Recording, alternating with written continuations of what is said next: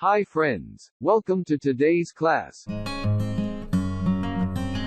Today, I will teach you how to remove video autoplay in Pinterest account to save data. Watch the full video and follow the procedure step by step. Let's start. Log into your Pinterest business account.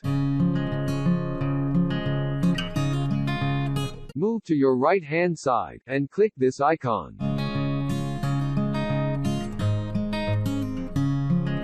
Move down and click on Settings.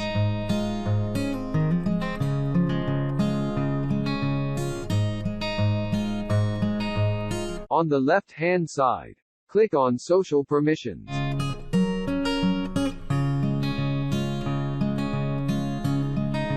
Scroll down and untick Autoplay videos.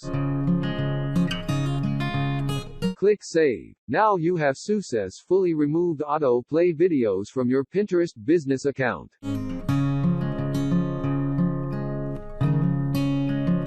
And have saved yourself a lot of data.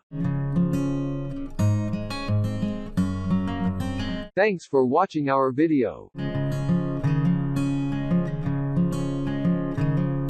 Please subscribe to our YouTube channel. See you the next class. Thanks.